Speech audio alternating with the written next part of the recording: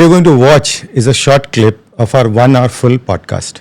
What we have done is we have picked up one small topic of interest so that you can just focus on that particular topic. But you can still watch the full podcast at the screen. A link is given.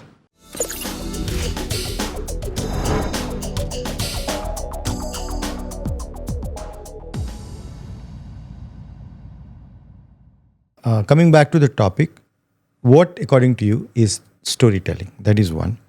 Along with the storytelling, we talked about dashboards. We also talked about business intelligence reports. So there are several terms which come in the picture when you talk about storytelling, especially with data. Okay. So let's start with defining what is storytelling and then how does it differentiate or is it similar to the other terms which I mentioned? Sure.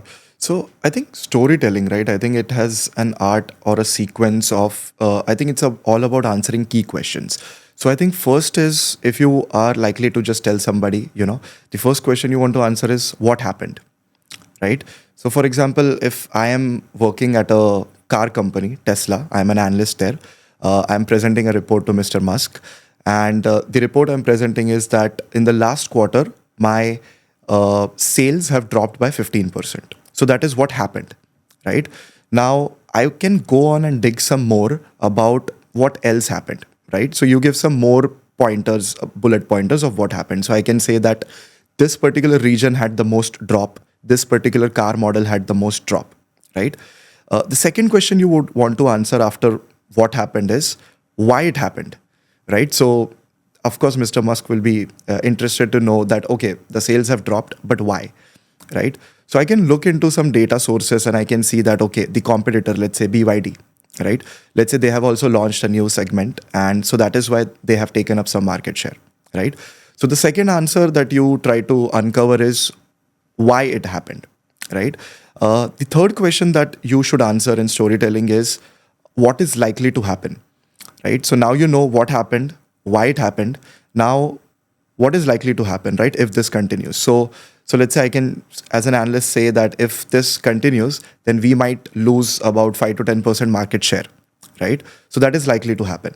And the last way you can conclude your story is what should you do about it, right? Because there is no story. If you're narrating to someone, then there should be an insight for them or there should be an action item on them to take. So yeah, to summarize, first is what happened. Second is why it happened. Third is what is likely to happen if this continues. And fourth, the last one is what should you do about it?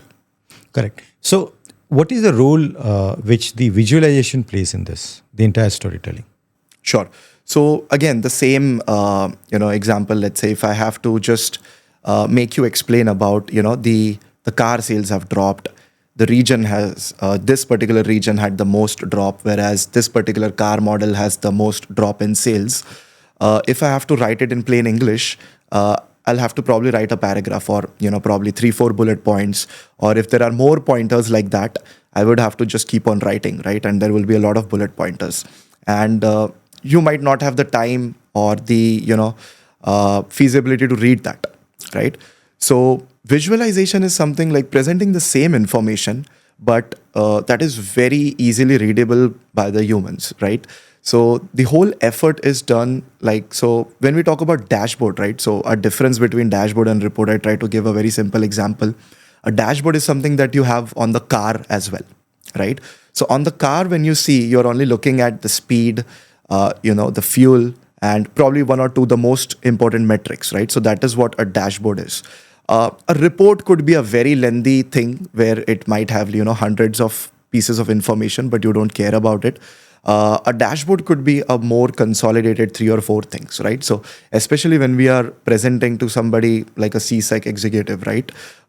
You have to ensure that the story is short and crisp, right? So that's when visualization turns really, really handy and you're able to summarize those, bullet pointers into few charts and few visuals and you can narrate the story.